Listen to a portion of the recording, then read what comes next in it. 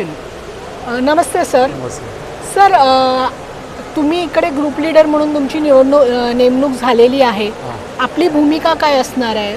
आपण ओपोजिशनमध्ये आहात तर आपण काय म्हणजे सिटी नवी मुंबईसाठी काय भूमिका असणार आहे तुमची? शिवसेना मुख्य नेते आदरणीय एकनाथजी शिंदे साहेबांच्या नेतृत्वाखाली या नवी मुंबई महानगरपालिकेची निवडणूक संपन्न झाली आणि आज महापौर पदाची निवडणूकसुद्धा संपन्न झाली.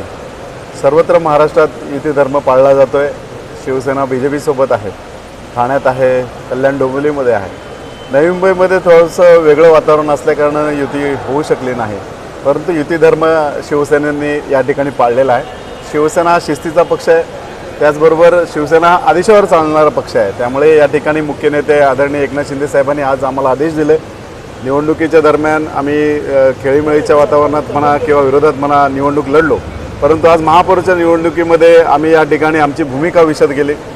भले भारतीय जनता पार्टी या ठिकाणी आमच्यासोबत नाही, परंतु महाराष्ट्रातलं चित्र वेगळं असल्याकारणानं या ठिकाणी आदरणीय एकनाथ शिंदे साहेब, खासदार नरेशजी म्हस्के साहेब यांच्या आदेशानं या ठिकाणी महापौर पदाच्या निवडणुकीमध्ये आपण माघार घ्यावी असे आदेश आले आणि हे आदेश क्रमप्राप्त होते, कारण आम्हाला या ठिकाणी निवडणूक लढायची होती. परंतु भविष्यामध्ये या ठिकाणी युती धर्म कसा असावा हे एक आदर्श पायंडा या ठिकाणी पाडला गेला पाहिजे आणि म्हणून नवी मुंबई महानगरपालिकेची सुरुवातच या सभागृहातून व्हावी अशी आशा या ठिकाणी व्यक्त केली गेली आणि म्हणून शिवसेनेच्या उमेदवारांनी आज या ठिकाणी महापौर पदाच्या उमेदवारांनी आणि उपमहापौर पदाच्या उमेदवारांनी माघार घेतले आणि एक चांगला संदेश महाराष्ट्रात या ठिकाणी गेलेला आहे असं या ठिकाणी म्हणेन.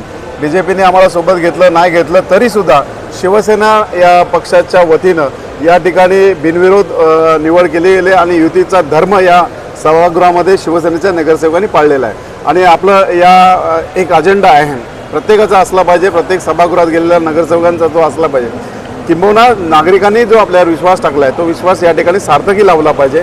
आपण या ठिकाणी सभागृहात उणीधुणी किंवा कोणाचं वैयक्तिक राजकारण या ठिकाणी काढण्याकरता नाही आलो, तर या ठिकाणी समाजाचं देणं लागतं या भावनेतून समाजाचं पारणं फेडण्याकरता किंवा समाजाला जे हवं आहे ते या ठिकाणी कल्पक बुद्धिमत्तेच्या जोरावर सच्चक विवेक बुद्धीला पटेल असं काम या ठिकाणी व्हावं आणि सुजलाम सुफलाम परिसर झाला पाहिजे. स्वच्छ नवी मुंबई, सुंदर नवी मुंबई हा पुरस्कार या सातत्याने या महापालिकेला मिळतो आहे, पण त्या सौंदर्यामध्ये त्यांच्या सुखसुविधामध्ये भर पडावी याकरता या सभागृहात एक विचारशैली घेऊन शिवसेना सभागृहात आपले मत मांडेल. त्याचबरोबर भारतीय जनता पार्टीला या ठिकाणी आम्ही मदत केलेली आहे आणि भविष्यामध्ये त्यांनी जर अपेक्षित काम या ठिकाणी केलं तर निश्चित स्वरूपात सोबत असल्याचं पुरावा देऊन दाखला देऊन काम करू.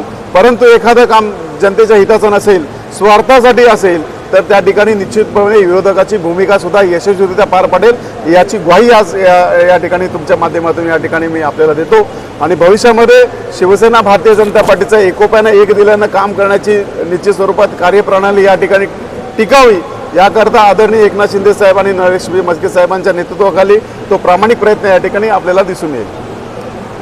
Thank you Haldankar sir. So this was Manoj Haldankar, corporator from Airoli, and let's take more reactions.